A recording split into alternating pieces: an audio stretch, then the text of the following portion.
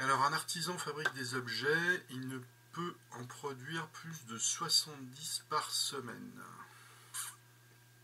Le coût de production en euros est modélisé par la fonction C définie sur l'intervalle 0,70, puisqu'on ne peut fabriquer que 70 objets par semaine, par C de x égale 0,01 x cube moins 1,05 x carré plus 91x plus 225. Chaque objet est vendu 80 €.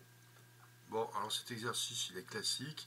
Là où il ne faut pas se mélanger, c'est qu'on va étudier plusieurs fonctions successives. Donc il faut bien savoir quelle fonction on étudie et comment on va le faire. Donc déjà, première question, quel est le coût des objets? Quel est le montant des coûts fixes pour cet artisan? Bien entendu, les coûts fixes, c'est la part qui ne varie pas. C'est finalement le coût pour 0 objet fabriqué. Alors dans les coûts fixes, en général, dans une entreprise, on a tout ce qui est charges fixes, les loyers, l'électricité, tout ça, voilà. Ce qui ne dépend pas en fait du nombre d'objets fabriqués. Donc c'est 0, c'est 225. Les coûts fixes, c'est donc 225 €. Combien lui coûte la production de 25 objets? Bon, tout simplement, là, évidemment, on calcule C de 25, c'est tout bête.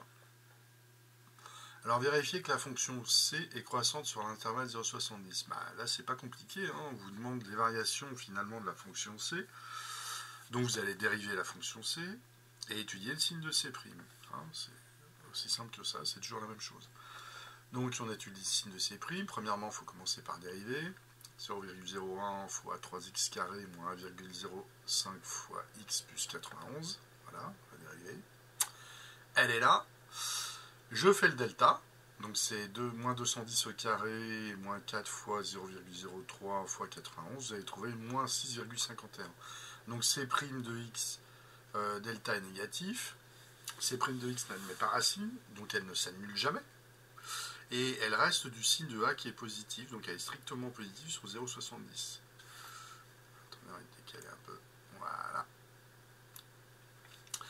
Alors, puisque C' de x est strictement positif sur 0,70, eh bien, on peut en déduire que C de x est strictement croissante sur 0,70. Alors, question suivante. Le bénéfice en euros qu'il retire de la production et de la vente de x objets est modélisé par la fonction B définie sur l'intervalle 0,70. Exprimer B de x en fonction de x. Alors, première chose, on va d'abord exprimer la recette. Pour x objets fabriqués et vendus, la recette est R de x égale 80x. On sait que le bénéfice, c'est la recette moins le coût. Et on fait un petit calcul. Alors là, l'erreur à ne pas faire, c'est de se tromper, de ne pas distribuer le moins ou de mal le distribuer, puisque c'est moins le coût. Donc il va falloir soustraire tous les termes de cette parenthèse. Finalement, on trouve B de x égale moins 0,01 x cube plus 1,05 x carré moins 11x moins 225. On vérifie que le bénéfice est nul pour 25 objets fabriqués et vendus.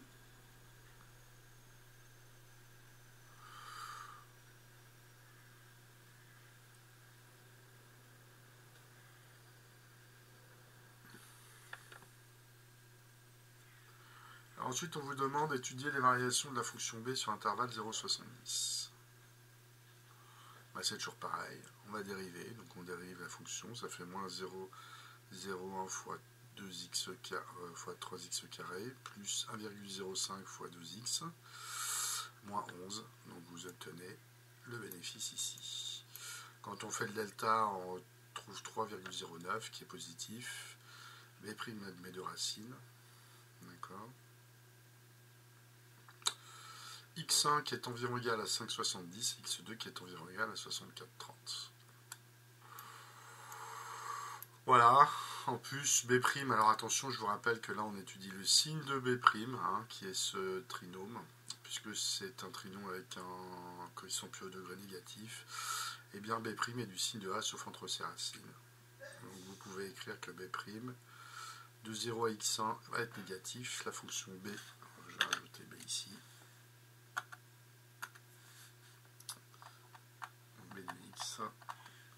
la fonction B est décroissante. Ensuite, de x1 à x2, le trinôme est positif, B' est positif, la fonction est croissante, Et ensuite, la dérivée négative, donc la fonction est L croissante. On rajoute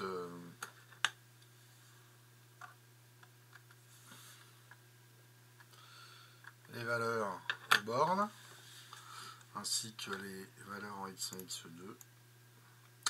Alors, ensuite, on vous demande de déduire le nombre d'objets que l'artisan doit vendre et produire pour gagner de l'argent. Alors ici, regardez ce qui se passe. On a vu que B de x annulée en 25, elle est croissante, et ensuite décroissante, et elle a donc un maximum en x2. Et quand elle redescend en 70, pour 70 objets à 120. Donc finalement, et avant 25, eh bien, elle est toujours négative, puisque là, elle va de moins 225 à moins 255,44, et après elle remonte jusqu'à 0. Donc pour que le bénéfice soit positif, il faut que le nombre d'objets soit supérieur à 25. Donc on le voit bien sur le graphique ici. Bénéfice négatif, bénéfice positif. Alors c'est intéressant de regarder ce graphique aussi, puisque vous voyez ici, là j'ai tracé le coût et la recette. Et on voit qu'avant 25, le coût est supérieur à la recette, donc on perd plus d'argent que l'on en gagne, le bénéfice négatif. Et après 25, le coût devient inférieur à la recette, et donc le bénéfice est positif, l'artisan est bénéficiaire. Ensuite, on vous demandait le maximum de bénéfices. Alors, en valeur réelle, eh bien, on a le maximum qui atteint x2, c'est 64,30 objets. D'accord? Donc, soit le maximum est atteint pour 60, puisqu'en fait, on veut des objets, un nombre d'objets entiers, soit le maximum est atteint pour 64 objets, soit pour 65 objets. C'est les deux valeurs autour du x2.